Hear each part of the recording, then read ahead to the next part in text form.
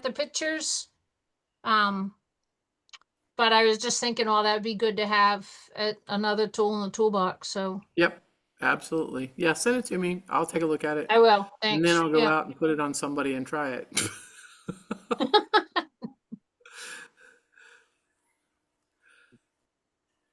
Kathy, you ready? There she is. Okay, I started the recording. So we are going to start the meeting, and Kathy is going to introduce Dr. Rebecca Husted for us. Kathy is our chair of our Large Animal Emergency Rescue Committee, and I don't think I've ever met anybody as passionate about anything as she is about that. So she's a great person to have leading us in this in Michigan.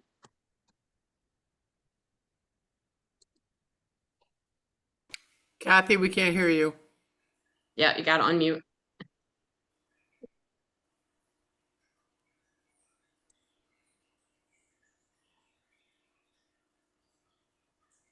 Oh, no. There we There we go. go. Sorry about that. All right.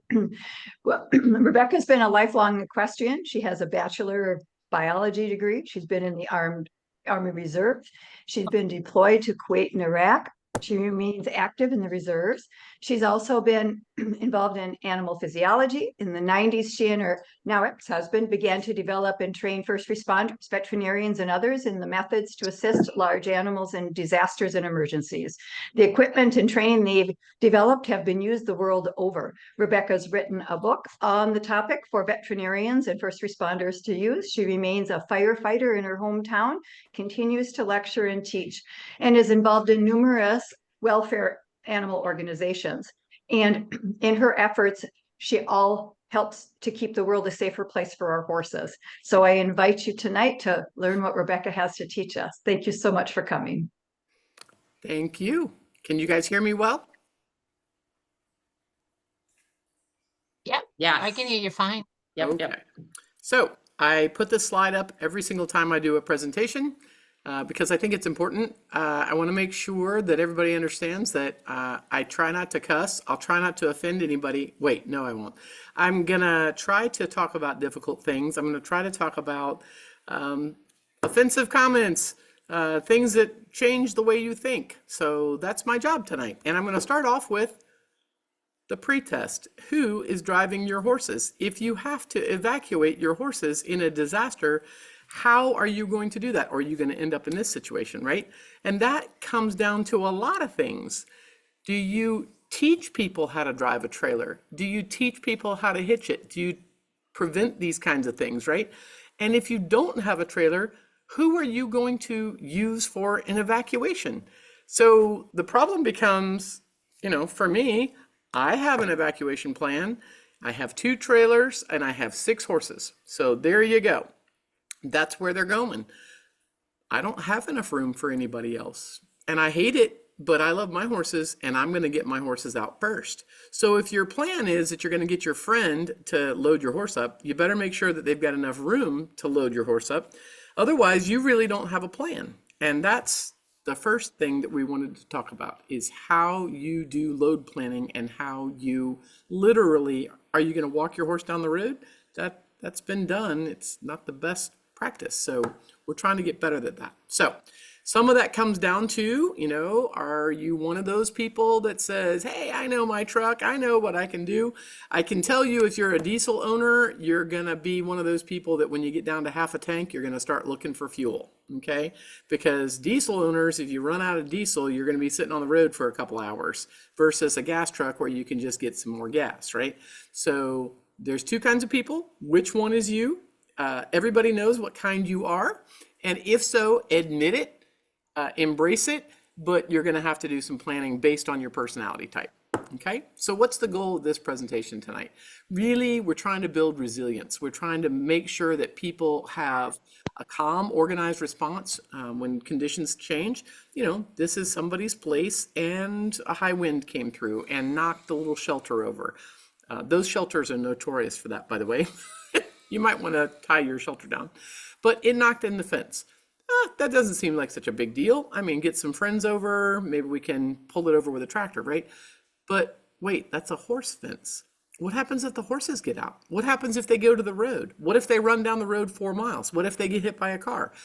So thinking through all of the things that can happen when these things happen and preventing it with things like a gate down at the roadway are the important parts that we're talking about. And when it goes from being just a high wind event to a tornado, and it really changes the conditions, and in this case has collapsed the entire structure of the barn, and now we're trying to get people and animals out, do we still have enough resilience to be able to effect a calm, organized response? Do we know who to call? Do we know where the animals are going to go? Do we know which veterinarians we're going to call? All those things, thinking through that to the nth degree sometimes really helps us be much more organized in and that comes down to resilience. So preparation and practice is part of that.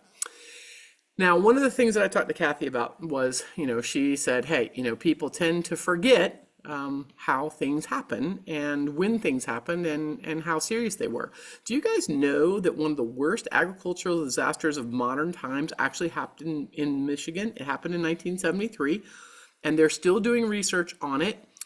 Does anybody know what it is? It's this situation. This was PBB. Apparently, it was some chemical that accidentally got labeled in the wrong thing, and it ended up having 1.5 million farm animals, most of which were chickens, that had to be killed. But guess what? It got into people's bodies. They ate the eggs, they ate the cheese, they ate the animals, and our government sort of didn't know, nothing's happening here. It's not bad for you. Does that sound familiar? And so here we are 50 something years later, and it's still going on. And people say, oh, that could never happen today. It still is happening. You guys had a PFAS contamination. It's one of the really nasty chemicals that this poor cattle guy in Michigan ended up with in his pasture. And now he's working through MSU to study the PFAS and what happens to this kind of toxic stuff. And he's lost his livelihood, right? And then over in Oklahoma, yes, that's cows, but over in Oklahoma, we had contamination with monensin and rodeo stock. He lost 70 rodeo horses, and we're not talking, $60 horses. We're talking thousands and thousands of dollars of horses, millions of dollars worth of horses, show horses that are used for rodeo. It can happen, even in today's world, it can happen. So that's just one example of the kind of disaster that can sort of hurt us. And, March 2025, that was only a couple of months ago. How many of you guys are still thinking about the ice storm, right? But that was the most recent disaster that affected you guys in Michigan. And they had a state of emergency in 10 counties. They had all kinds of damage. They had to call out the National Guard. It's obliterated some of the industries, particularly the maple syrup industry. But that was only a couple of months ago. We tend to forget really, really quick what can actually happen. So I went and did a little bit of research and found what can happen in Michigan. Turns out, since you guys have had about 60 disasters that were over $1 billion each since 1980. And guess what? Most of them are things like winter storms, freeze events, and flooding events. Then you've got a huge number of severe storms. And of course, those tend to be in the summer. That's why I don't go to Michigan in summer. No, just teasing. Things like tornadoes and severe storms. But if you look at the graph, it's pretty obvious that over the last 15 years, there's a lot more of them, right? Part of that is because there's a lot more people and we're exposed to it more.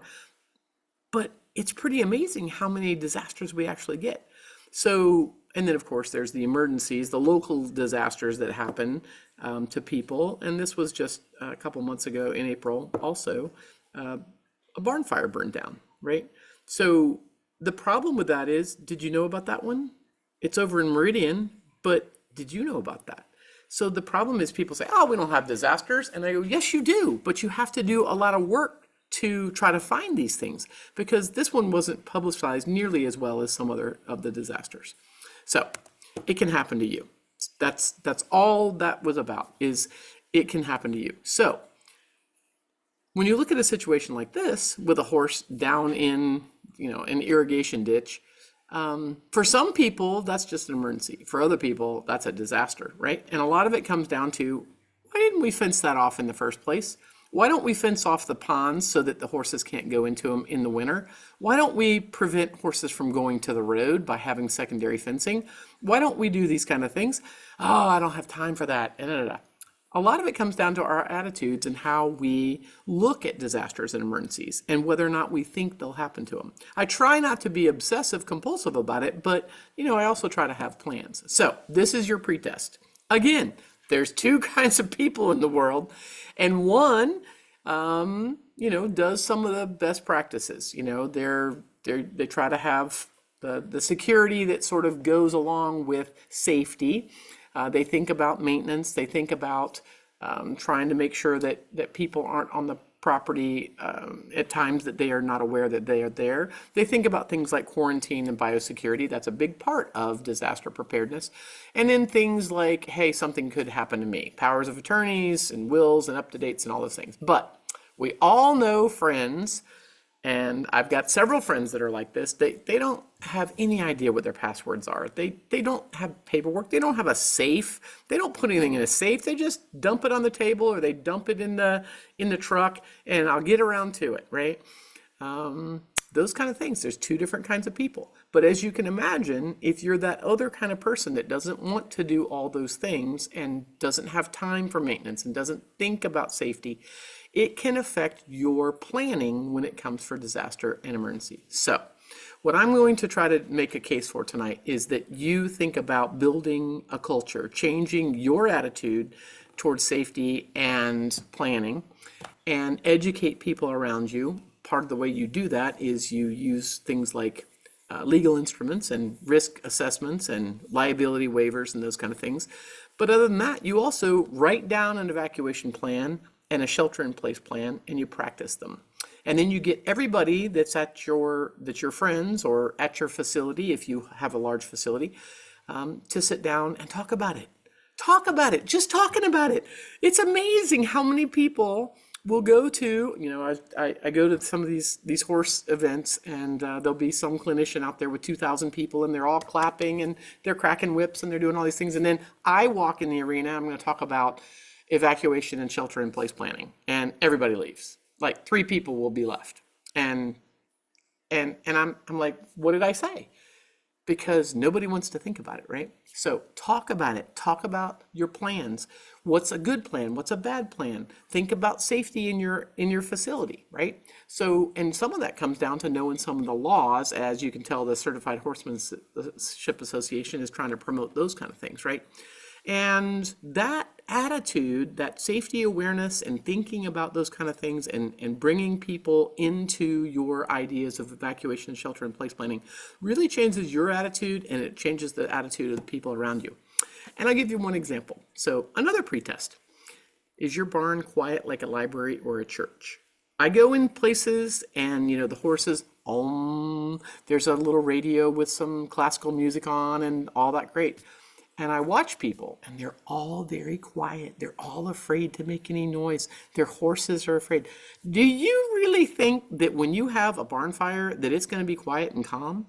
Horses that are not used to strange things happening or loud sounds or occasional changes in their routine really get stressed and are difficult to lead out in these kinds of things. So that's just one example of how we can change our mindset, make it easier for our animals when we're doing some of these kind of things. And we'll talk about that in detail here. I do not sell insurance. I do not know anybody that sells insurance, and I'm not getting paid for putting this slide up. But I'm going to tell you that even really good plans that people have put in still sometimes fail. And so you should look at your insurance. And if you don't have insurance for your facility or your horse business or your horse hobby, whatever you do, that would be umbrella insurance, you should really take a look at doing those kind of things, because sometimes even really great plans still fail. Barns still burn. People have, flooding that happens, those kind of things. So read the fine print, sit down with somebody that actually knows what they're looking at, because the number of people that call me after they have a barn fire or they lose something in a flood or whatever, and they tell me that they got paid pennies on the dollar considering the insurance that they thought they had, is pretty sad. So take a look at insurance. It's just part of your planning. It's a fundamental thing that you have to do, along with your will and all those kind of things. Another things that we got to think about is, this cool thing right here is, it's $1,000 phone. It's amazing what it can do. And it can also do Candy Crush. I'm not a big fan of Candy Crush because I see lots of people doing Candy Crush instead of learning how to do these things. Find the app that works for you. Things like the fire weather apps that work out west, they don't work in Michigan. I went and looked today and I was like, hey, that's interesting because there's not enough wildfires to be able to host some of those kinds of things. But I promise you that there are local, even some of your TV stations have excellent, accurate weather for your area. They may have fire weather as well. But you got to fiddle around with it ahead of time. You need to know how to use it so that you're not fiddling around trying to learn to use it under duress. I use weather.gov here in Georgia, where we get affected by hurricanes. I also use the Hurricane Center. They've got excellent websites and those kind of things, but you've got to sort of navigate around them. They're government websites, and you guys know anything that has to do with the weather right now is losing funding. So the accuracy of some of our stuff is going to go to heck in a handbasket. So think about those kind of things, familiarize yourself now so that you can actually make those decisions. You are going to end up making some of your decisions based on these apps, so get good at using them. And the last one I talk about is I have in my house for the last 40 years, a NOAA weather radio, and it's got a battery backup. It's $19 on Amazon. Get one, put it in your house. That way at 3 o'clock in the morning, when this has gone to don't disturb me, that thing will still go off. And it will tell you that there's a tornado coming or there's a fire coming or those kind of things. So take a look at those kind of things. Do a little research into the communication strategies that you might have with people around you. And that really comes down to. So here is my horse, Rudy. And Rudy has one strategy, and that is if it's a watch versus a warning, he's getting in the trailer. Anyway, the point is, a watch means we need to be preparing. We need to be ready. And the thing is, when you have horses, it takes you so much longer than you think to be able to pack up all the stuff that you want to take with you. What's interesting to me over the years is watching where people, they go, well, there's a wildfire coming and it's on that hill. And I go, have you hitched your trailer yet? And they go, well, I don't need to. It's on that hill. And I go, I've watched you hitch your trailer. It takes you 15 minutes. So go hitch your trailer, put all your crap in it, and point it down the driveway so you can actually leave. I know that sounds mean. Being my friend is tough, but I'm going to tell you, it is useful because when you have everything ready to go, if something goes wrong, you blow a tire, oh, you realize your tires are flat, oh, you realize there's no fuel in the truck, those kind of things, you have some time to react to that. And that's what we're really talking about, because there's so many people that just wing it at the very last minute, and we don't want you to do that. If you have horses, you probably need to leave early in evacuations simply because you don't want to be like those poor guys down in Florida stuck on the interstate and run out of fuel, and it's 95 degrees outside while they're trying to leave the hurricane, right? Now they're stuck in traffic on the interstate 95 trying to leave with I don't know, 7 million other people out of Florida. And so over the years, they've realized that that's just not a legitimate way of doing it. They have to leave when there's a watch versus waiting for the warning. Does that make sense? I hope so. So for all of you guys, whirlwind over this, if you don't have training in those things at the top, and most people don't, unless you're prior service military or you're with a fire department, which I encourage you to join your local fire department. Your volunteer fire department wants you. They'll teach you all those kinds of things. But if you don't have training in those, work together with your local fire department, work together with your local veterinarian, learn something about large animal first aid. Before you do that, learn how to save a person's life. Because guess what? If you learn how to do that for people, you will learn how to do it for animals too. It translates, okay? And a lot of it comes down to not panicking in the beginning. And then, of course, knowing how to do all the other things that come with fire department training and those kind of things. Very useful. But at the very least, you should be meeting your local fire chief and your emergency management director, because you want to say, hey, what is the plan? In my county, what do we do? Where do we take the horses if we have to go to a shelter? Where's the shelter? What do I have to do to get to the shelter? Do I have to have paperwork? All those kinds of things. Wait, if we don't have a shelter, where do we go? Oh, we go to the other county. Well, if we go to the other county, what happens if they have a disaster? Are they going to tell us, heck with you, we're out because we're going to fill up our shelter with our horses?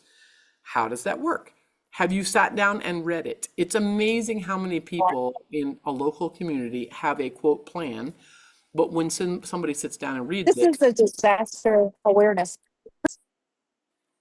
yes, somebody's got their thing on. Did you have a question? I muted them. Okay.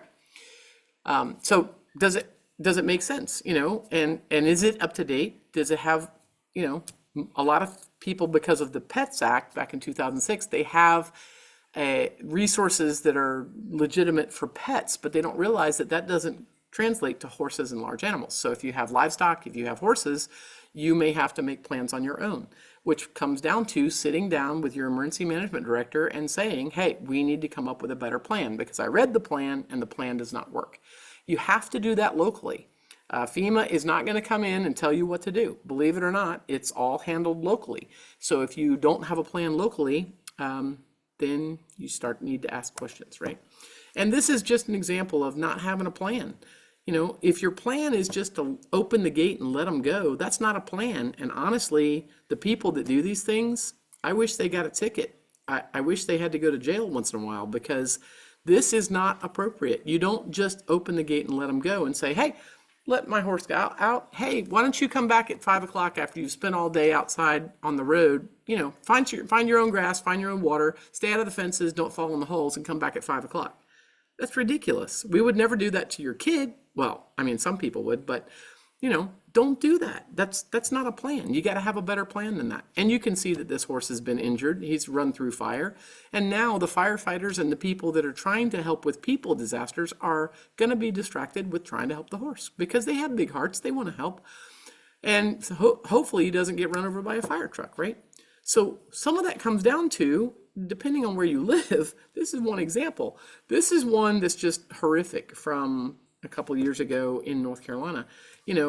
It's significant flooding, and you can tell the horses are like, hey, let me in the trailer. And the pony, who is drowning, if he's there for much longer, he's gonna drown, is like, hey, open the gate right now, right? I mean, this guy only had 7 days notice.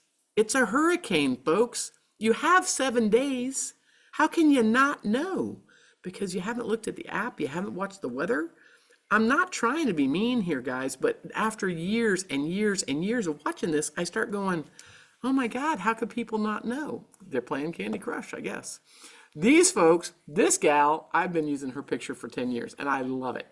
She knows how to pony her horses from her horse. I promise you that is difficult to do, leading 2 other horses from her horse. They had 2 hours notice. They got 88,000 people out as the fire changed direction up in Fort McMurray, Alberta. And they didn't lose a single person. Now, how the heck did they do that? I don't know, but it's Canada, and maybe we ought to learn something from them, because that's pretty amazing, right? They did lose a few animals, but generally their evacuation was very, very good. And a lot of it came down to good notification, right?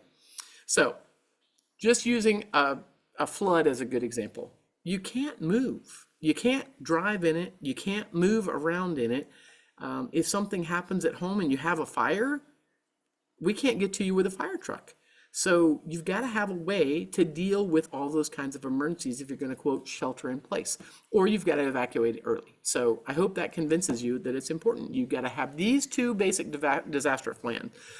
Normally, for most situations, you would evacuate. The wildfire is coming and it's coming at you, you need to evacuate. But do you need to evacuate if there's a blizzard? No.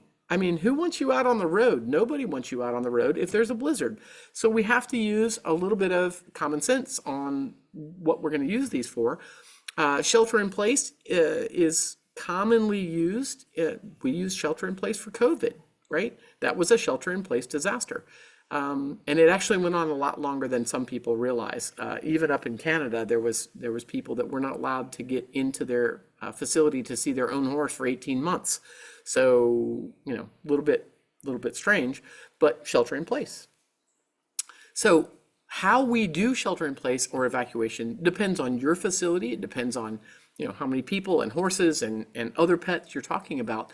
But having a basic shelter in place plan or an evacuation plan and being able to plug and play depending on what changes is part of resiliency. And that's what's really important, is being able to be resilient. So I know I've got some people on here that may have other people's animals at your facility. I don't care if they're shoved out in the pasture or if they're in a fancy barn where they get a massage every day. I don't care. It comes down to, normally when you have a client, someone else's horse on your facility, they are used to you providing the water and the food and the shelter and all those kind of things. But there are some scenarios that are not normal. Okay, now there's a fire.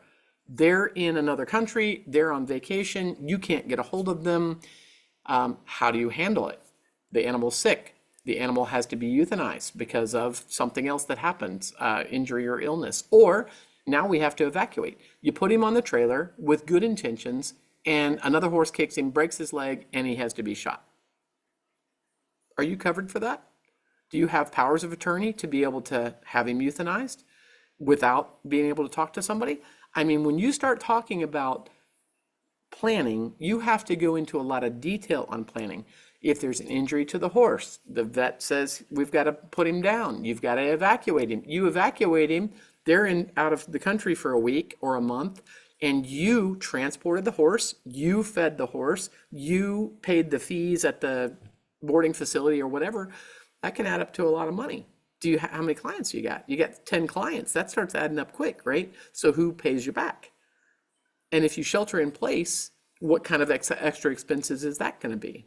Are you going to take other people's into your place? Are you going to feed their horses? Are you going to send them a bill? What happens if you do everything right, something still gets stolen or lost, that you take them to a public facility and hand them off to the public facility, and it's like the Frisian stallion down in Louisiana after Hurricane Katrina that disappeared. Somebody stole him. What do you do? Can they going to sue you? I mean, you're going to obviously lose a friendship over that, but you know, how do you handle that? And what other situations can you think of?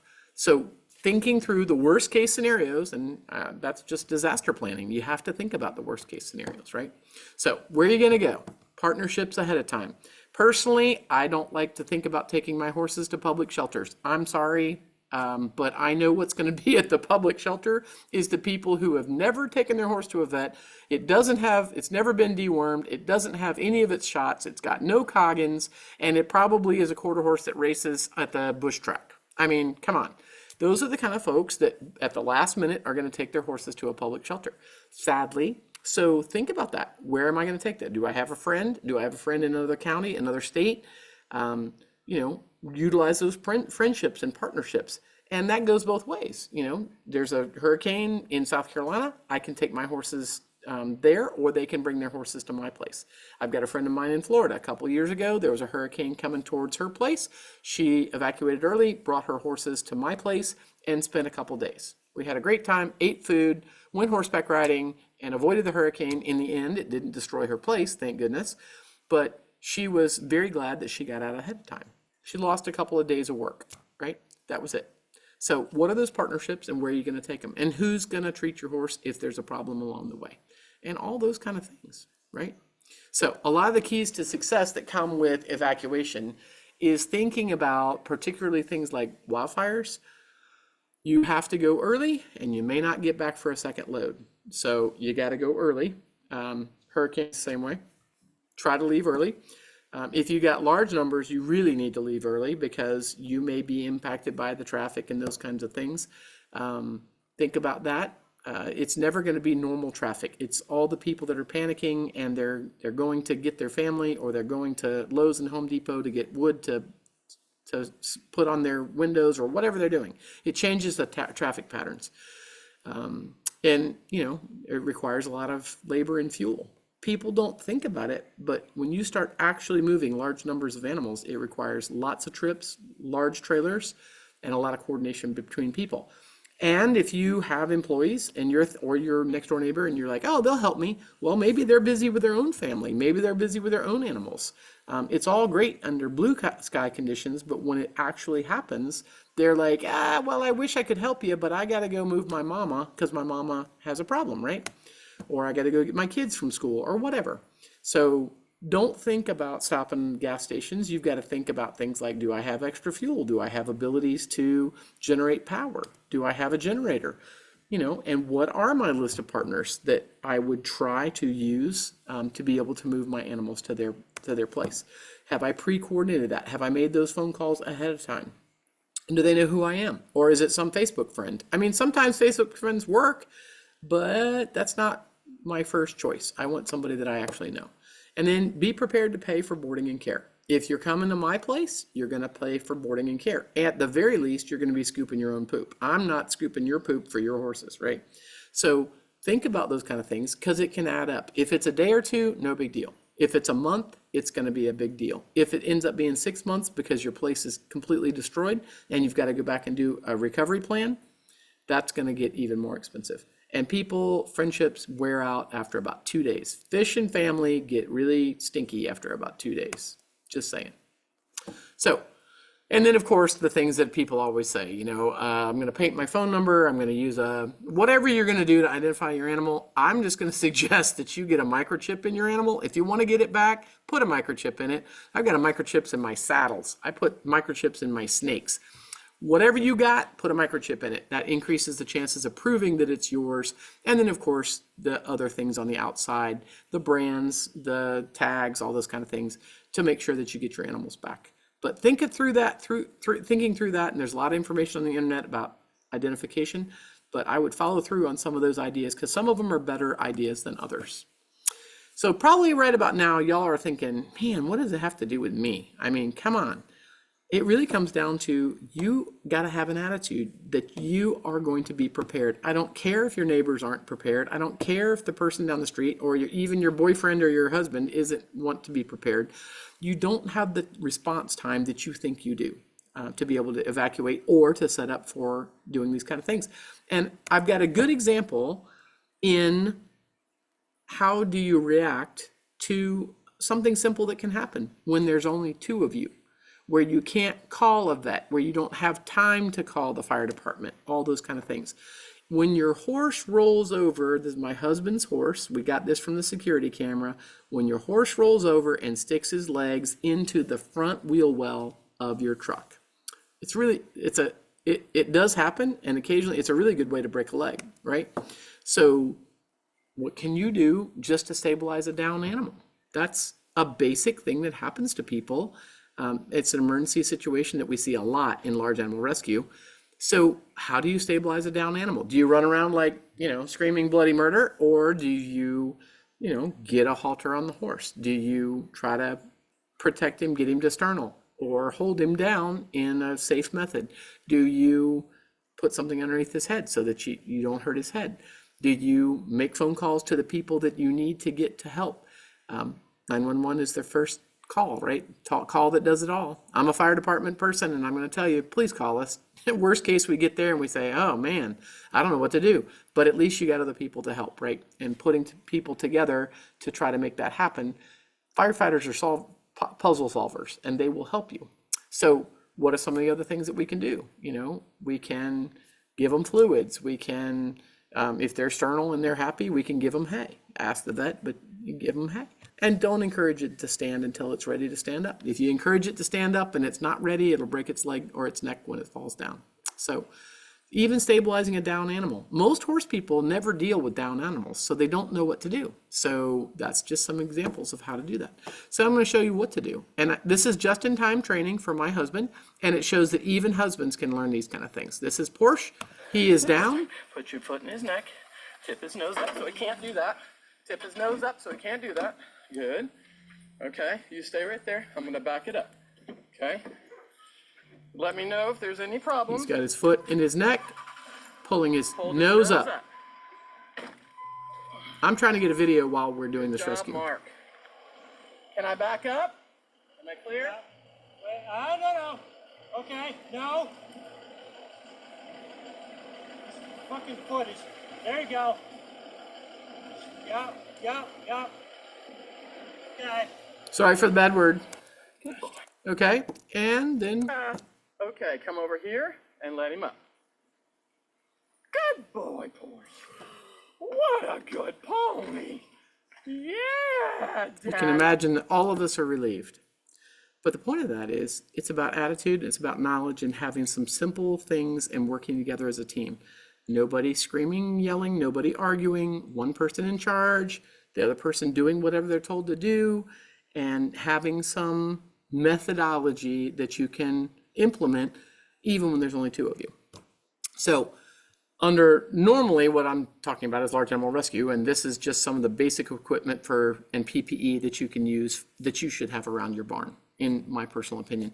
I will send a resource list for homework to the coordinators that are putting this together so that you guys can get this and put it together so you don't have to take notes. And a VCPR, that's a veterinary client patient relationship with a local veterinarian. You got to have that. If you guys haven't noticed, there's very few equine veterinarians left, and the ones that we got to take care of them. So you need to have a client patient relationship, which means you have them out at least once a year to come work with your animal, give them their shots, doing those kind of things, or else they may not come. And that's a tough thing. So then calling 911, for the things like this where you're gonna have to have people cut, or in this case ram, open up space into the trailer, those kind of things, you got to have 911 there. That's a confined space rescue. It needs to be firefighters that are doing these kinds of things. That's obviously well out of the realm of what we're talking about tonight. So shelter in place, how'd you do in COVID? How did you do? How did it affect you? How did it change your world? It changed my world quite a bit. Here in Georgia, it wasn't nearly as strange as it was up in Canada, but it changed everybody's world and how we interact with animals. Some people weren't able to see their animals for days or weeks or months, even if they were boarded at another facility, right? Changed how people interact with each other. So what that means is we have to think about what do we do on a daily basis that has to do with disaster preparedness. And even something as simple as, hey, no smoking, no alcoholic beverages in my barn. I know some people have parties, and I understand that if you're having a party and you've got control of it, but generally no alcoholic beverages, right? How many of you guys hold safety meetings? Nobody holds safety meetings. You know why? Because they'd have to talk about it. They'd have to admit that something can go wrong, right? Every other place in the world holds safety meetings every month, but horse places, they don't do that. So teaching people to sit down and talk about the things that could go wrong. Thinking about, do every single one of my animals load? Can I catch every single one of them? Will they stand tied? Do they lead for me? Have I taught other people how to hitch and drive trailers? If you got two trailers, but there's only one of you, you need to train somebody else how to hitch and drive your trailer, right? On your other truck or somebody else's truck. And if you're hitching it to a truck, have you made sure that that truck is maintained and updated and fueled? Does it have tags on it? Those kind of things, right? Do you practice your apps? Do you practice with your little small radios on a regular basis? A lot of large facilities use those little radios and they're very useful. But if you've never used one, it's not very useful to you. So you got to practice. And then of course, security and biosecurity and all those kind of things. But basic shelter in place and evacuation planning is fundamental to all these kinds of things, right? Thinking about how does that affect me? What are my vulnerabilities? If I had to evacuate or if I had to shelter in place today, do I have enough fuel? Do I have generators that run? Have I started them lately? Do I have solar? Do I have battery backup? How many battery backups do I have?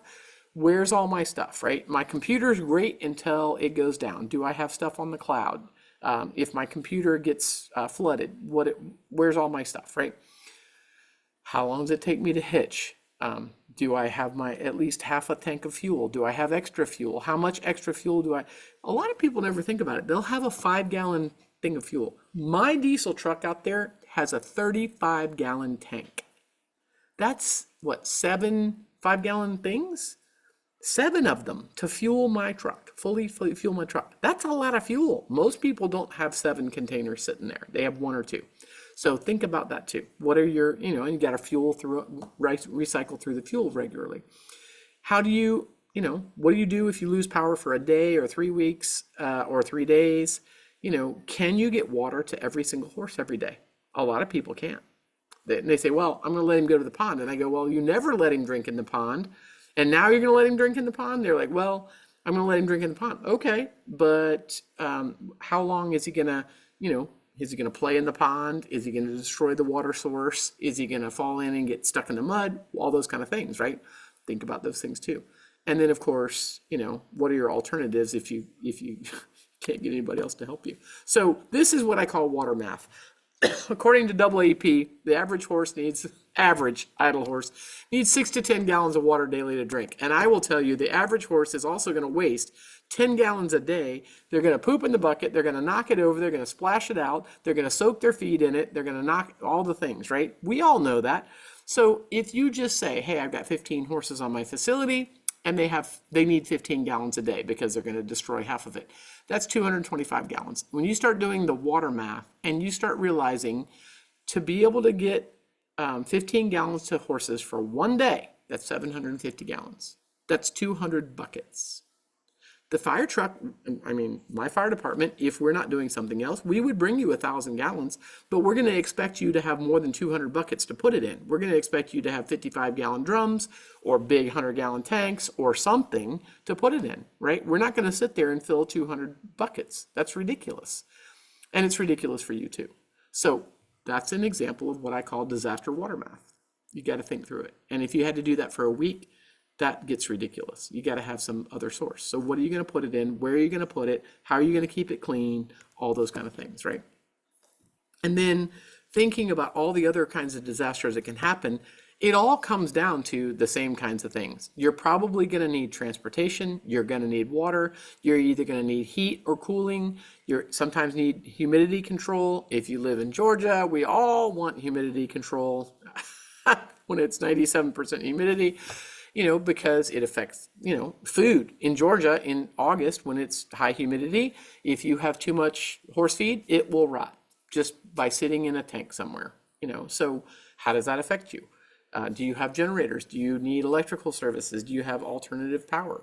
And if you have all the extra things that many places have, like specialty genetic materials, or you have drugs at a correct temperature, if you're a veterinarian, if you have vaccinations, those kind of things sitting in your refrigerator or food, you got to think about that, right? And then your computer assets and those kind of things.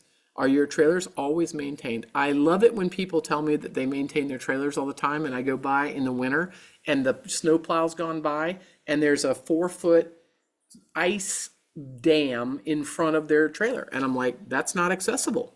And they're like, oh, well, I'll just dig it out. And I go, you in an army or you in a big tractor trailer, a tractor, I guess, but that's not ready to load. That's not an emergency plan, right? Just thinking about something simple like that. And that's why I live in Georgia, by the way. So safety meetings. I already mentioned safety meetings. I'm going to harp on safety meetings a little bit because I really think they're important. A lot of people don't have them, very few places.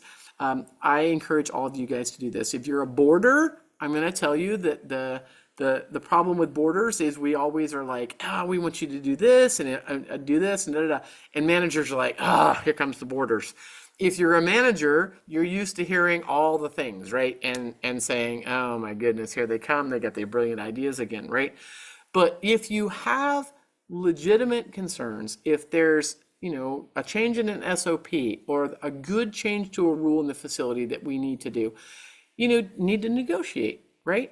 And I'm going to give you a really good example. This is a barn in Little Creek in Atlanta, and they had a boarder who figured out that these box fans, for those of you that don't know, Lasco Fans does not want you to buy their fans. That's the only people in the world that will tell you, please don't buy my product, because they know they cause fires. And this is just examples of them. So this group got together. One of their boarders realized how dangerous box fans were, and she looked around the facility, and there's about 50 stalls, and she said, oh my God, I don't know whether I can leave my horse in a stall overnight. So she talked to the safety committee. They sat down, they started thinking about the problem. They brought me in, they brought the local fire department in. We talked about pre-planning. We evaluated the fire risk for this facility. They thought about, all the things. How are we going to extend? Are we going to use extension cords? What are we going to do, right? How are we going to attach the power? The fire department made some other examples. They said, hey, when we get here, if there's a fire, we need a main electrical switch that we can find easily. So they put in one of those. They made some parking restrictions because people used to park right in front of the right in front of the place, and the fire truck couldn't get in. And all the things, right? So it was free, and sitting down with the fire department was a big eye opener for them. So then they did some research. They found some UL 507 compliant closed housing fans. They made a bulk purchase. They made everybody buy one. They're commercial grade fans because they made a bulk purchase. They weren't as expensive as they would have been if they'd been buying them individually. And then everybody's got the same kind. And it was a good success story. So everybody's happy. They solved the problem. That's just one good example of how a safety committee having a safety meeting can really help everybody at the facility that may be involved. And then we're going to switch gears. What is some of your homework? What do you need to do? Teach horses to load, teach people to load horses. This is a firefighter that's learning how to load a horse in a trailer. People are like, oh my God, Rebecca, they don't need to know that. Maybe. But I tell you one thing, they may not do the loading, but they have a much greater appreciation for how difficult it is to do, even with horses that are sane and easy to load, right? So it's a good thing to do with your local fire department. All you have to do is feed them. They'll come to your place and they can learn to do some haltering and leading and loading and some of the simple things that we as horse people think are easy until we're in this, right? Loading a horse, catching a horse, leading a horse is all made more difficult when there's 3 feet of water about, right? So do those kind of things. Do you teach other people at your barn? Do you teach children how to do this safely? This is examples of children learning to do these things. And it should be done under lots of conditions, in the dark, in the snow, in the wind. A lot of people tell me, oh, my horse doesn't do ramps. My horse doesn't do step ups. My horse doesn't do slant loads. My horse doesn't. And I go, your horse just doesn't, right? And that's your fault.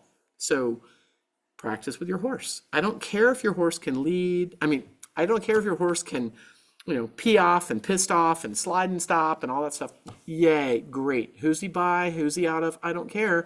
Can he get caught by anybody, lead, load, and tie happily in that trailer, right? Those are fundamental skills. And guess what? If you teach your horse those fundamental skills for the rest of his life, even if he's not with you, he will have those fundamental skills and people will keep him. Along the way, wear a helmet. It happens all the time.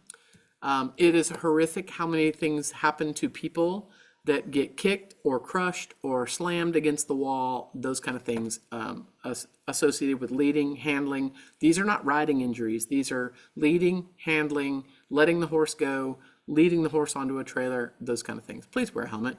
It's best practice and it keeps you safe, right? So when you load a horse in a trailer, it is one of the most dangerous things a horse is asked to do. People set them up for failure. It's dangerous to you. It's dangerous to the horse, especially if you're talking about a strange horse that you don't know.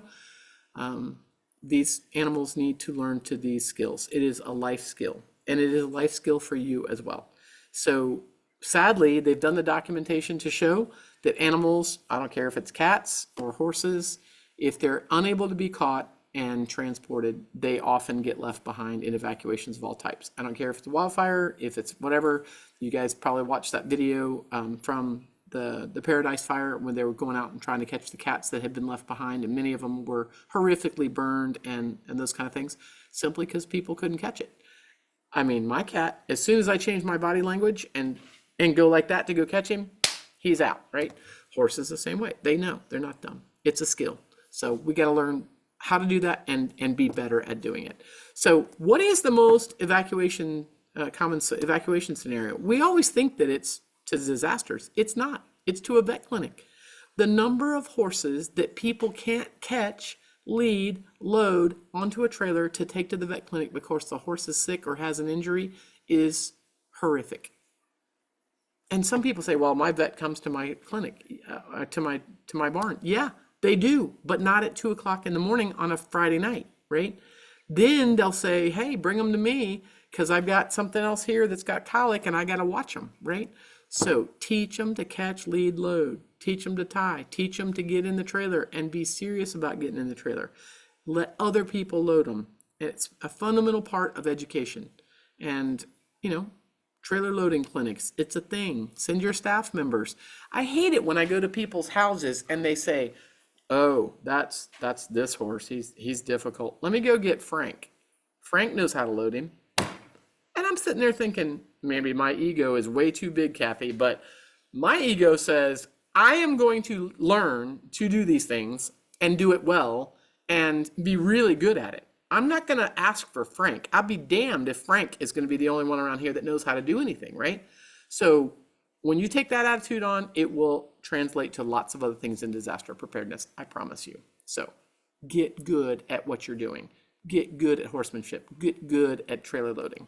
Because your horses should load in anything when they're asked, even if it's too small. These officers, we had a discussion about this, okay? And that's why I covered up their faces. But I was like, you load these horses in this every day? And they go, yeah. I'm like, he has nowhere for his head. He has nowhere for his shoulders. He has nowhere. The horses just ducked their head and got in the trailer and stood in the trailer. And I was thinking every other horse on the planet would have had a come apart in this thing. But they did it, right? Because they know how to load. So teach your horses to load. Teach your horses to lead, no matter what. This is training we were doing in Georgia for actually a nuclear scenario, and they needed some horses, so we hauled our horses to Atlanta and used them as the crash test dummies for the nuclear radiation fallout scenario. And there they are walking across a busy road, leading horses. That's the husband. The husband's getting some training there, and a friend of mine. Across parking lots, hot parking lots. How do you handle those kind of things? What do you do? Can you lead multiple horses? Can you lead them in the dark? Can you lead them by buddies? Can you lead them by twos? Can you lead them through the woods? Do you have a light on your helmet? All those things. The only way you practice that is by practicing. And that's when you realize where the problems are, right? This is some 4-H kids that we were teaching them to lead by twos. Because advanced leading skills seem advanced until you're doing these kinds of things. Bringing horses out of smoky barns that are burning, leading horses across, I'm not a big fan of doing this, by the way, but leading a horse across swollen rivers, leading animals or holding them on the side of the road after you've extricated them from something, right? Really difficult things. Leading horses on the side of the road is one of the scariest things you could ever do, right? Until you have to do it. This is an example. This happened in Georgia. In same Little Creek farm. That's one of the reasons I ended up going down there and doing some consulting. 24 horses got loose. It shows up on the internet. The horses are trotting down the interstate with the traffic. People deployed to the location. They were easy to catch. They put on halters. They collected them all together. And then they walked them the 1/4 mile back to the facility. And I said, well, that's probably smarter than trying to load 24 horses on the side of the interstate. I mean, they're all together as a group. They're walking together. But, people want to talk about disasters and emergencies. What about your response plan for escaped horses? When I talk to horse people and I ask them, have you ever had a horse get loose? Every single person raises their hand. But it's the one thing we never plan for. How do you handle the horses get out, run down your driveway, and go left or right? Who do you call? You call 911? You should. Do you call your friends? Do you hitch the truck to the trailer just in case something gets hurt and has to be hauled to the thing? Do you put a gun in your truck just in case something gets hit? Do you take some portable fencing? Do you have halters and leads? Does everybody know the plan? Is somebody going to go get the bucket and shake the bucket and hopefully catch at least one? How do you communicate with your friends and neighbors? Hey, my horses are loose. I don't know where they went. It's in the dark. I don't know which way they went. Have you seen my horses? Do you know their phone numbers? Because you lose a lot of time pulling in the driveway and, getting out of the truck and going up and knocking on the door and trying to explain the situation. And those are good horses. If you can lead, load, and walk down the side of the interstate with that, I mean, those are good horses, right? So have a plan. I mean, disaster planning is usually simple planning in the beginning. So, and then of course, can you lead your horse from another horse? Do you practice ponying from your horse, but also of ponying your horse from another horse? Can you do that? Are you skilled at doing that? It takes practice. And this is me teaching one of my friends to do it, because we go trail riding. Is it possible that I could fall off my horse and get hurt and she might have to take my horse back to the trailer? Yes. So I want my friends to know how to do these kind of things, right? Practice ponying your horses. It's a difficult skill. It's a lot harder than you think when you start learning how to do this. And then lastly, if you have a barn, have you thought about the homework to try to keep them safe? Have you ever practiced evacuating your barn? Not the facility, not from your property, but your barn. Most people never do. Again, you have to admit that there's a problem. You have to admit that it could happen. This is us doing a fake training with a local fire department. We bring some horses into the barn. We bring the firefighters in their gear. We smoke up the barn with fake smoke. That's like Halloween smoke. And this lady, she was really brave. She let us use some baby horses. You know, she was like, hey, the babies need to learn too. And then we do several different evolutions of chase them out, open the stall doors and chase them out. Access to the outside wall is the best, but if you don't have access to the outside wall, how do you do those kind of things? And do you practice evacuating? There's a lot of expertise on how to do that, but it really comes down to you got to practice. And when you do, you find out the truth. And this is some examples of a actual barn fire that happened, and we have all the time stamps on the cameras. This is a girlfriend of mine up in Illinois who is getting her horses out of the barn, and it is on fire. And it actually, there's a little smoke that you can even see in that picture. And this is the same door just a couple of minutes later, and that's the barn just a couple seconds later. 13 minutes later, her Century barn that's got the big tall timbers and very well built, 13 minutes later, it was completely on fire and a non-survivable space. If she hadn't had a plan and known how to get her horses out of that, when she first smelled the smoke, she would not have saved those animals. So you don't have the time that you think you have for even evacuating a barn. So mock evacuation practice is a thing, right? And that's not only just for barns, it's also for your facility. Do you know how to just say, hey, on a weekend, you know, hey, we're going to have a drill. Hey, everybody, we've got a volcano that just blew up. We're going to do a shelter in place. We have to stay here. How are we going to do that? We can't leave because there's, 6 inches of volcanic dust on the roads. Whatever it is. Hold an unannounced drill. The first time you do it, you won't believe what people do. And you won't believe the dumb things. I'm sorry, but we just don't know. The things that people will do because they think that that's the right thing to do. So teaching people how to do those kinds of things, making lists, what went right, what went wrong. In the military, in the fire service, I just went to a line of duty death investigation yesterday. It was a lessons learned. What went right, what went wrong. Sadly, someone died doing it, right? But we're all trying to learn from it. So what is a checklist for your specific task that you have to do? If you leave, I have to do these things. If I'm going to stay, I have to make sure I have these things, right? Whatever it is. Those checklists seem silly until you're in a disaster. And then you realize I don't have enough brain cells to pull together to make it happen. I need a checklist ahead of time that I can use to do these kinds of things. We've mentioned go early, many times. If you actually have to evacuate, leave early, especially if you're leaving with horses. You need to leave early. You're going to be amazed how much it changes the traffic patterns.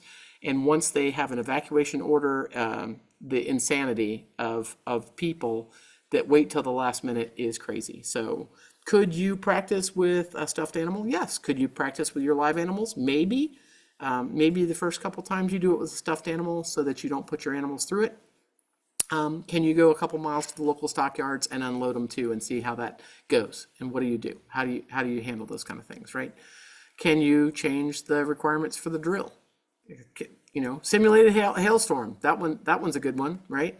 And then could you simulate a barn fire with Halloween smoke and lead the horses out and time it? And can you get your fire department to come and do this and watch? They may say, oh man, barn fires, we know how to deal with a barn fire until you come. When they come there and they watch you do that, they say, huh, I hadn't thought about it that way. So thinking about that, that's the ultimate plan, right? Wait, no, this is the ultimate plan. The ultimate disaster. I have to talk about this a little bit because when we talk about disaster planning, I just did a presentation recently for Homes for Horses. And if you have them, you're going to lose them someday. And I hope it's a long time. But you got to think through what is their planning for their last day. And I'm going to tell you, we got to do better for our vets too. We got to start thinking ahead and doing the at-home euthanasia. We need to think ahead how we're going to do these kind of things for our horses. Do the coordination ahead of time. Pick a beautiful day. Have your vet come out. It's a pre-planned thing. They know your horse too. What are your mementos? All those kind of things. Have your friends come. Say goodbye. All those things. It can be so much better, right? This is a girlfriend of mine, her horse. This is Luke, and if you look at his leg right here, he has a sarcoma, and he was going to have to be euthanized. So I said, Lisa, you know, he's never been able to eat all the grass he wants because he's a big fat Appaloosa. You know, they can't have all the grass. Why don't you bring him over to my house and we'll let him have all the food he wants, eat all the grass he wants the night before, and I'll meet the vet the next morning and we'll euthanize him. You don't even have to be here if you don't want to. You can have a glass of wine. And she said, that's a great idea. What you doing? So that's what we're doing. We brought our chairs out in the pasture. We made dinner. We had a glass of wine. And we just sat there for a couple hours and watched Luke. And then she went home. The next morning I met the vet. He had a very, very, very good last day. So I encourage all of you to consider that for your animals as well. It's part of your disaster planning, and it's part of you having control of what you want for the last of your horse. So at this point, I will entertain questions for anybody right at 1 hour. There you go, Kathy.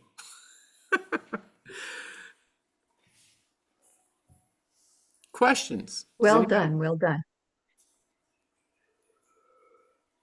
Hello, can anyone hear me? Yes, Margaret. First of all, thank you very, very much for reciting what you just did. And I've got a couple things, and my friend Kathy will help you with this, is that you need to do a documentary video that can be replayed in many different locations for people who aren't lucky enough to have sat through what I just sat through. And it doesn't matter if you have a whole bunch of animals like Kathy does, or if you have a big plump rescue dog who I would have to drag out with a tarp to get to even a car because she won't go in the vehicle. But please consider commercializing this into a series of documentary videos that can be accessible on YouTube, either with or without a paywall, because this type of information is not available. While you were talking, I was sending about 30 emails to Kathy, who I'm sure got them, about what information is available on the web about the PBB disaster and other types of disasters. Like the state of Michigan has a page on their website about PBB, because I remember PBB growing up in the Upper Peninsula. The third thing I'm going to recommend is if there isn't already a disaster preparation book for people with animals, could you please put one together? Because you're going to need a page for people who have horses, who have ponies, who have llamas, who have emus, who have, I want to say mobility challenged animals, but my dog is looking at me right now and I don't want to make her feel guilty. But I've seen disaster preparation books for humans with their families, and there's like a page and a half for an animal. But the type of prep you're talking about, responsible homeowner, like that person who took their horse to a facility and didn't like the fan situation, that could be a book that is required before you can board your animal, that the person that you hand off your animal to knows that you've got a plan for it. And these are just, I'm just standing in the backyard now giving you work to do. It's nice and cheap. No, And that's good. And actually, we have the resources, and I am going to send them to Kathy. There's a young lady named Sarah Dean who did a excellent checklist exactly like that.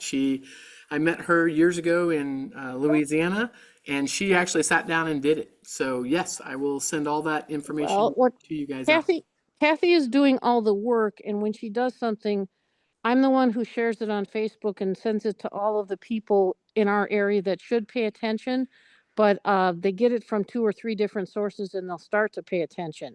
So when you get it to Kathy, she'll get it to me and I will get it out to the larger community. Awesome. We're not used to having an e-rail trailer, but come this Saturday at Gwin, Kathy's going to be out there with the e-rail trailer and people are going to say, "Hey, I didn't know we had one of these up here. What am I going to do?" And There you that's go. when having a handout is going to be important. And I just wanted to say thank you. You're very, very, I'm going to use a phrase from Toastmasters. It's very hard to present technical information that you know so well without making it sound like, hey, everybody should know this. And I like the way you kept going back and forth about common sense that disappears when there's a crisis. So Well, well, this is not an easy topic, and like I said, my God, I talked about putting my animal on a tarp. She's at the gate now. She's like, "I'm out of here. I don't want to go on the tarp. We're not going to the vet." You're right too about the important thing: animals reading the human's mood, because if the humans don't stay calm, the animals, like I just said, I just mentioned the VET word, and she is at the gate.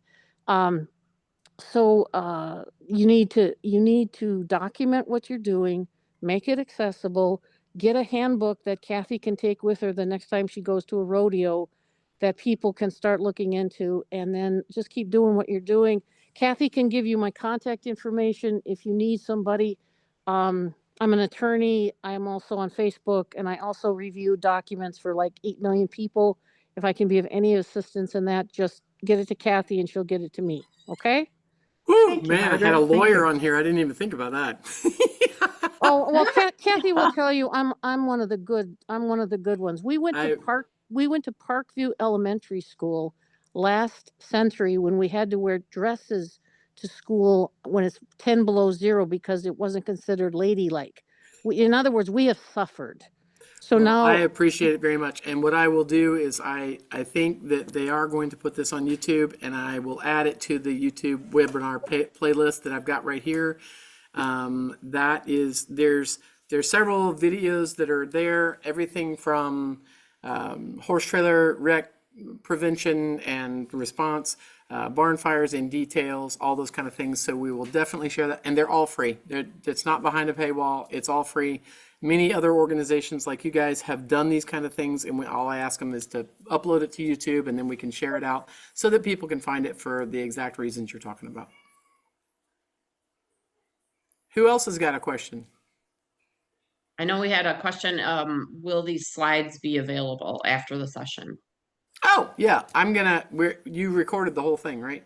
Right, So yeah. what we'll do is I will send you the document, the homework that goes with it, the checklist and all that kind of stuff. I will send it with you. And if for whatever reason it isn't what you need, just email me. That's my email, my cell phone number. And people get a hold of me on a regular basis and say, hey, I need some, a picture of this, or I need a document related to that. And if I can't find it, I'll try to help you find it. And if I can't find it, I'll either make one or I'll find the person that might know. Thank you. And this information will also be available on the Michigan Horse Trails Association. I'm sure we'll have a link there to all the materials that we'll be able to share because we do have a large animal emergency rescue page. And also there's a Facebook group if you want to follow Michigan Large Animal Emergency Resources, where I try to bring awareness to these topics we've been discussing tonight and share resources so that we can know what other places around the country are doing to be pet ready and livestock ready for their animals in disasters.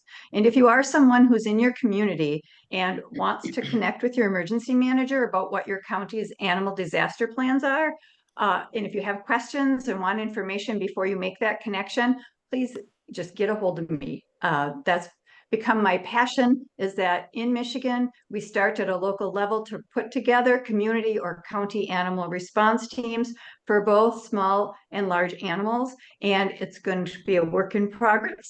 And I'm happy to have team members throughout the state who want to help. That's awesome. Anybody else got questions? Susan Marie, I see you're on there. Somebody, There's Nancy a question, is roll saying, call. Oh, yeah. oh, go ahead. No. Go ahead, Kathy. Oh, it just went away. If you have it, go ahead. Oh, okay. Nancy Duffy's asking, rope I love- halters can be dangerous when hauling. Should we put on 2 halters or a breakaway halter for hauling? Okay, so that's I will send you the list of all the things. That's a common question about tie or not to tie in trailers and what to use. What's really funny is rope halters or nylon halters, there's still a 4,000 pound working load limit.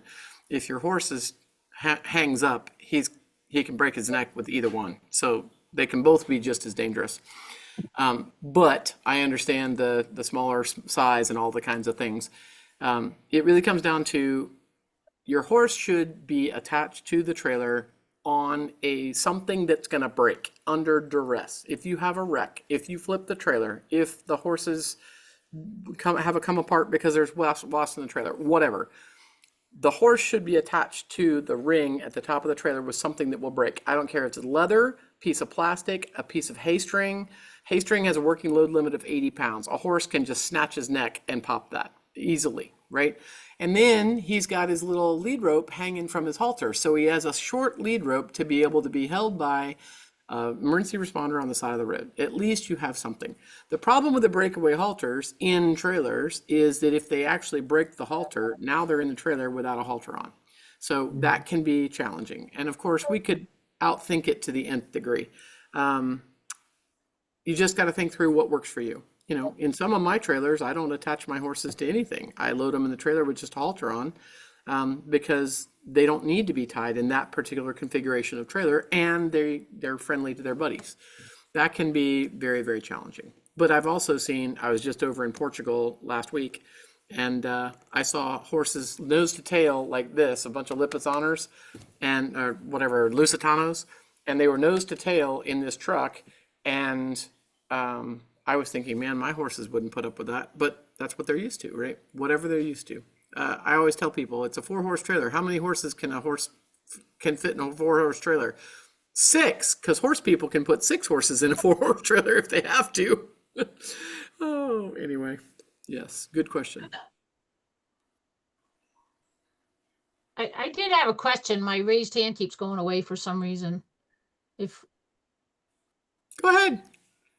Can you, okay, I didn't know if people could hear me or not, if my computer had, my customers never come till I get on something like this, and so I had to step away for a couple times. Maybe you addressed this, but with the announcement today that FEMA's probably going away, I didn't know if you, in your level of expertise or knowledge, might know if, I've heard some rumors that they're gonna replace it with something else, or totally just say, hey, states, you handle all this stuff by yourself. And if our local, in the event, that if FEMA does go away, something like Katrina and this stuff happening, what's the extreme level of response that we're gonna need to prepare for, and how do we do that? Yeah, And I can saw you answer that that in 2 today. minutes? I'd appreciate it. No. Yeah. Yeah. Well, it really comes down to, I saw it, it's a evolving thing. I just saw that today, Yeah. and I was like, you got to be kidding me. But on the other hand, we all know that those large government things, some of them have a lot of inertia, and some of the things that they do are probably fraud, waste, and abuse. I don't know. I'm not privy to all that. But I will tell you that NASEP, the Organization of Animal Agricultural Programs, which has been they've been doing this for about 15 years, and then NARSC, which is the animal disaster stuff, they have been working really hard to try to improve local responses at the state level. Okay. If FEMA goes away, I guarantee you the states are going to have to step up. And Okay. what we usually say is, all responses are local anyway. If you take any emergency response class, there's a bunch of them on FEMA's website, although it may not be there for long, on how to do these kind of things.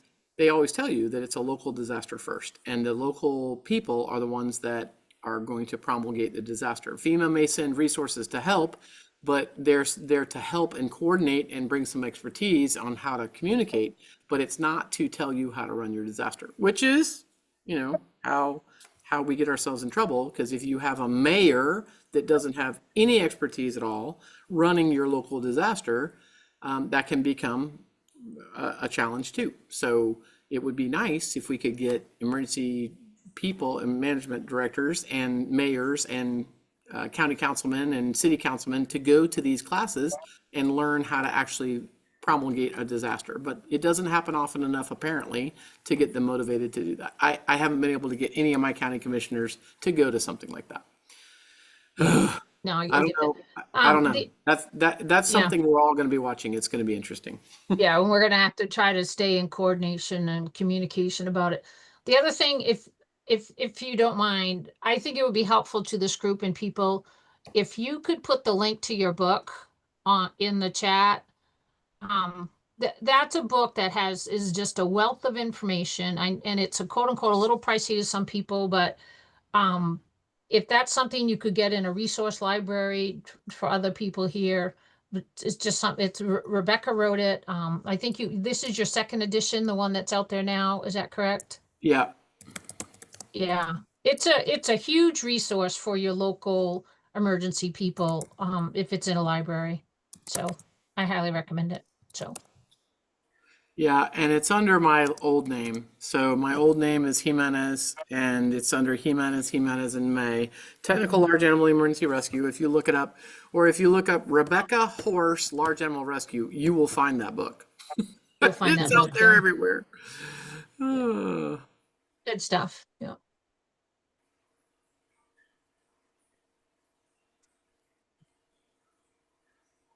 I know I got a lot of questions after that tornado hit Brown County, Indiana, campground. So I don't know what more people there could have done.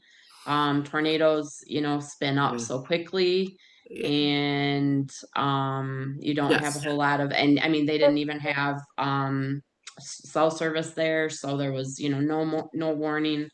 But is there anything we should be doing to prepare for So I'm glad you tornadoes? brought that up. One of my girlfriends at a local fire department that has a large animal rescue team that's not too far away from that situation.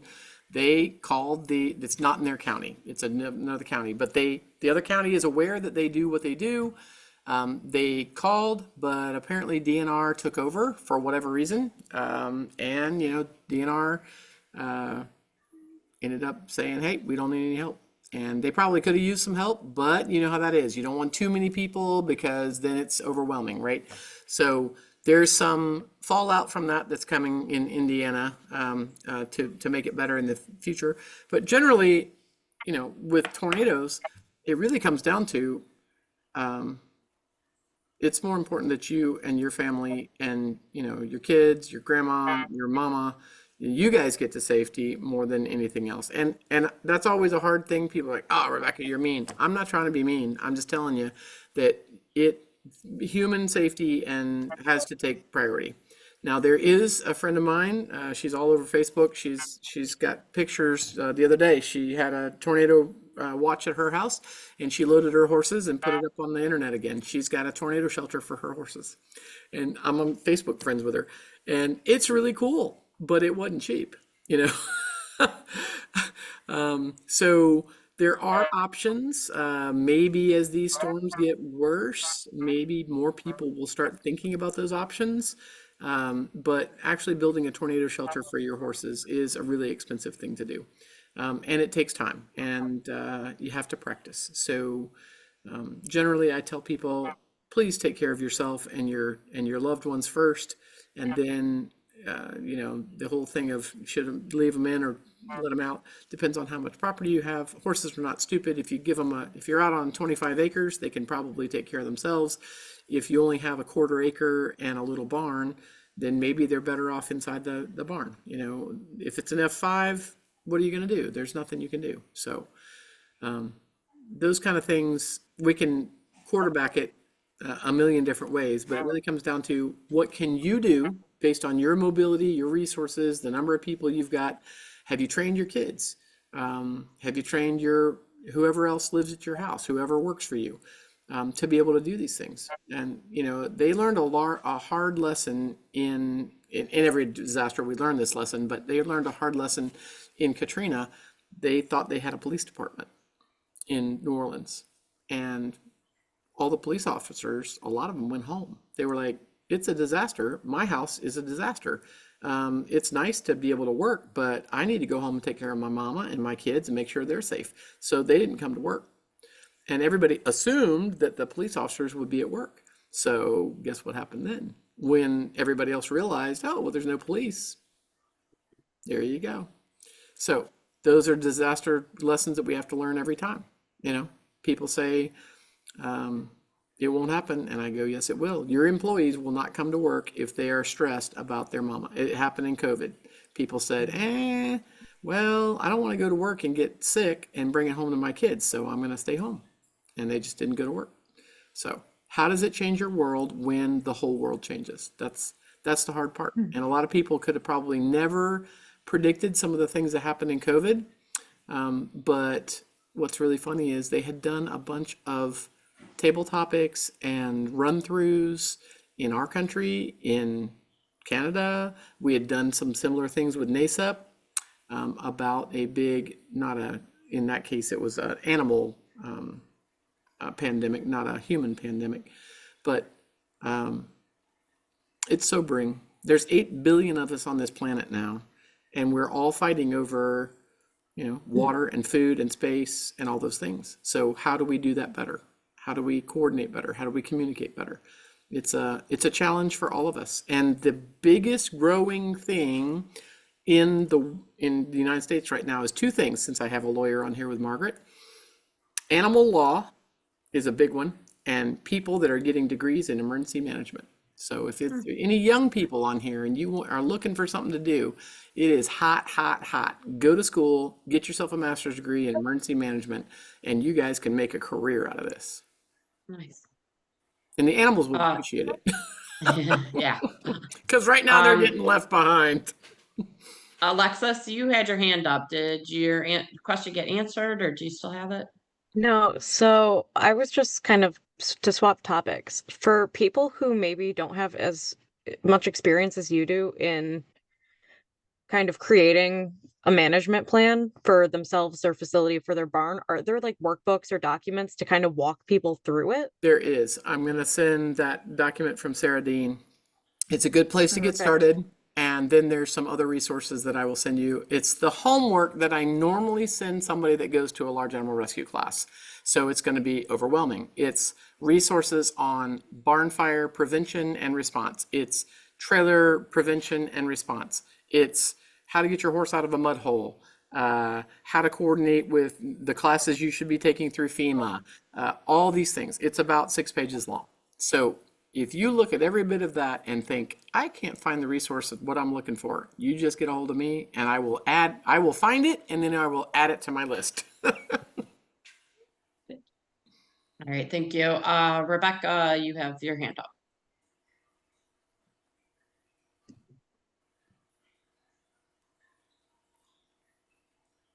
I can't hear her. There we go. Am Hi, I Rebecca. am I on now? Okay. Yep. I'm used I can to hear you. doing this Go ahead. one-on-one with my therapist, but not necessarily chat. So okay. I am not a qualified my therapist, question but I is will help you with your disaster. Yes, no, I talked to her already today, so now you're next on my Zoom meeting list. I live in Kalamazoo County, and my horses are boarded here too. And last year we had a tornado, actually multiple tornadoes that came through, and I feel like, you know, planning ahead for a power outage or a winter weather situation is something that we can do with more time in advance to be ready for that. But I feel like for a tornado situation, I know when it happened, I think it's impractical to say, okay, well, there's severe weather and maybe there could be a tornado. You can't say, well, at every severe weather watch, I'm gonna hitch up my horses and move to the Yep. next county. Yep. But Exactly. I happened to be at the farm and I was there by myself, and there's like probably there were my two horses and probably 8 other ones at the time, and one of the other boarders was in Grand Rapids, and I don't know where everybody else was. So in a situation like that, I kind of feel like you're Mm, up a creek without a paddle. Is it you best are. just You are up a to creek without say, a paddle. well, I'm I gonna am the take care of person. myself and let them Yep. Yep. worry about.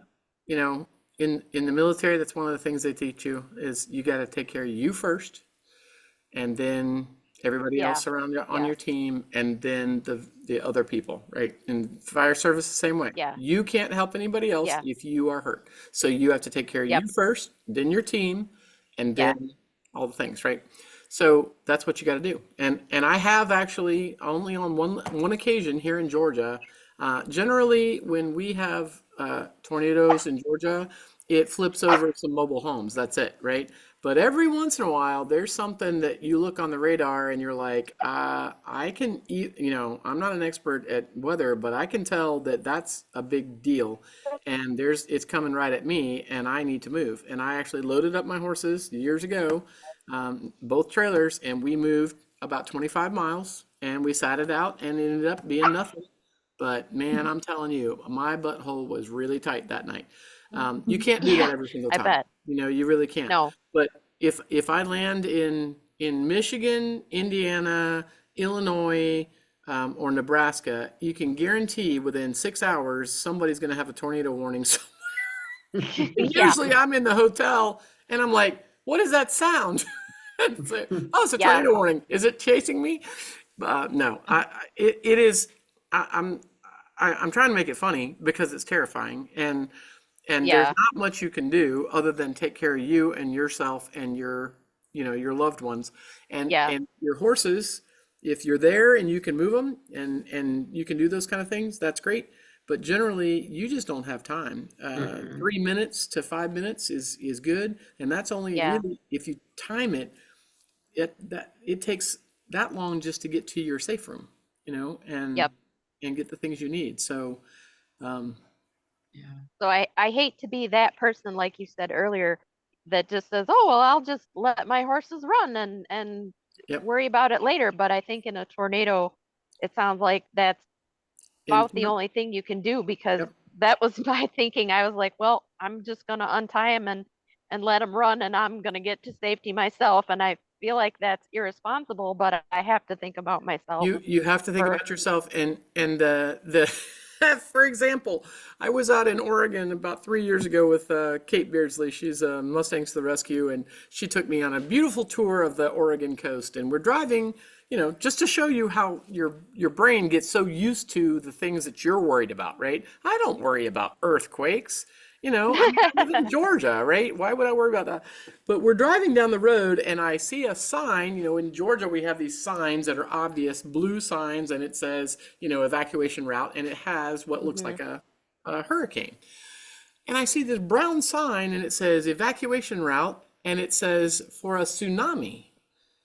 And I'm like, you want to talk about making my skin crawl? And my brain was like, wait, I'm in a tsunami zone? What? Yeah. And I've never even thought about it because I don't live in Oregon and I don't live on the coast. And she's like, oh yeah, we have lots of earthquakes and stuff out here. I'm like, wait, this was really beautiful till now, right? So the thing is, we get complacent about you guys are like, oh, well, there's tornadoes. That just happens on a pretty regular basis. Me, I'm like, I don't like tornadoes. I live in Georgia for a reason, right?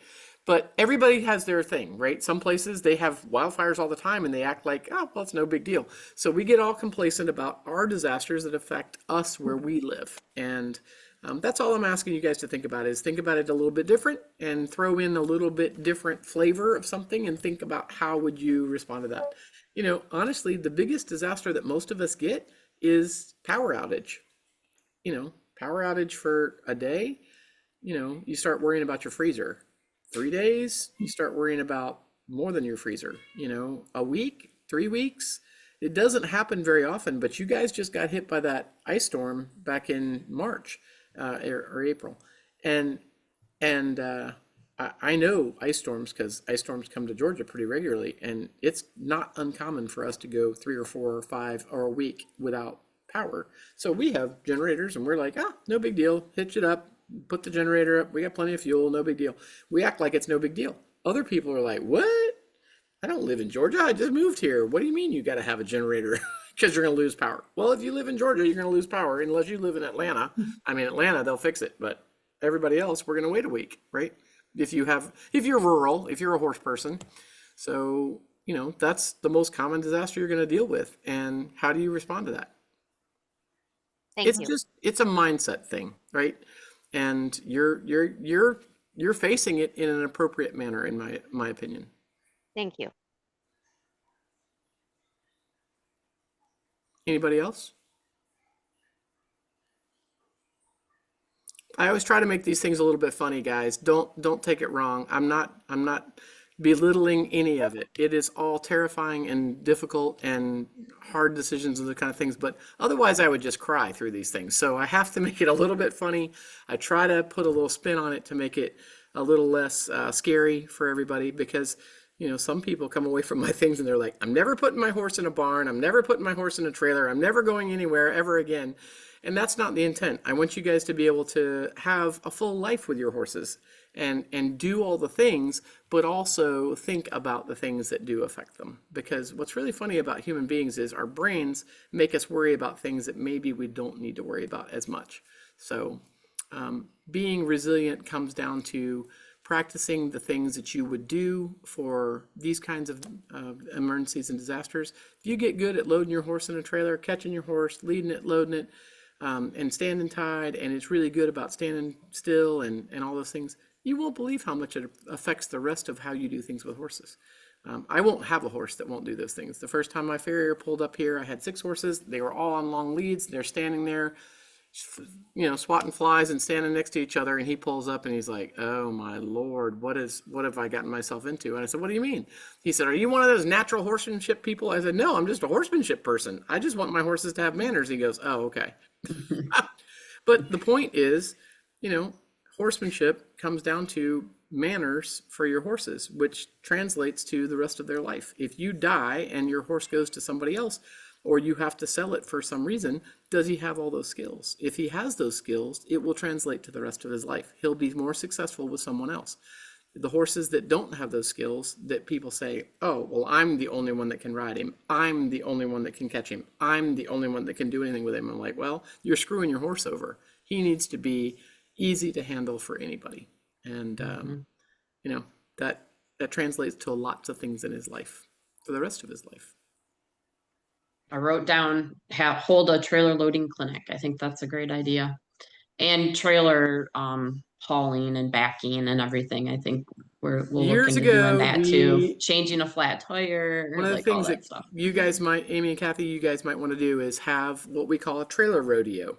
And, everybody, instead of bringing their horse to the show, they bring their trailer to the show. And what we did with our saddle club is we hired a guy that actually knew something about trailers, and we paid him to come spend the day. How much does it cost you to come spend the day and look at everybody's horse trailers? And it was like $500. Okay, great. And he can hand out his card, because what we did was we came up with a checklist that he could just check off the things. This needs its brakes checked. It needs its, and if it was egregious, we just didn't let him leave the property. We were like, okay, well, if it's going to fall off on the way home, we're leaving it here and we'll get it fixed later. But had a little checklist with his card attached, and then they could go home and say, hey, I need to make an appointment with this guy, and they've already met the guy, and get their trailer fixed for whatever the problem is, the brakes, the hitch, the emergency trailer, whatever. But then once they got it checked off by him, if it was roadworthy, we let them go to the cone course and timed it. They had to drive through the cone course, back into the, like loading up to the dock, and do those kind of things. And we had US Rider. If you get a hold of US Rider, they sponsored these huge, god-awful, wonderful awards, right? It's this big just like when you were a kid, you know, you got the big thing to say, I got the trophy, right? And it was fun. It was fantastic. And it was like $5 each to enter for that. And we raised some money for something else that we raised money for. So it was fun. We called it a trailer rodeo, and it came down to safety, and it came down to all this stuff. And then there was a person who actually knew something about horse trailers, and loading horses and trailers, who was doing a loading demonstration with various horses. And she had an easy horse, and then she had a little more difficult horse, and then she had a horse that was obviously difficult, and took time to do those things so people could go watch that while they were waiting for the guy to check their trailer and do all the things. So we had probably 25 people show up that day and bring 25 trailers. So we figured that's 25 trailers that are a little safer tomorrow, and maybe somebody learned something. And it was a heck of a lot of fun driving through the trailer rodeo. So think about that. Yeah. It might be something Yeah. fun to do. Yeah, that would be great. Fantastic idea. Thanks for sharing that. Yeah. I appreciate you guys having me this evening. And Yeah, thank you. anytime, that's my cell phone number and my email. Just send me an email. If you guys got ideas or questions, bitches, moans, complaints, just get them to me. That's the webinar playlist, and I will update that with you guys onto there too. And I encourage all of you to go out and hug your ponies. Thank you. Thank you so much. Thank you. Thank you. Wonderful information. We'll be looking forward to sharing it soon. Yes, ma'am. Good night. Right. Good night. Well, thank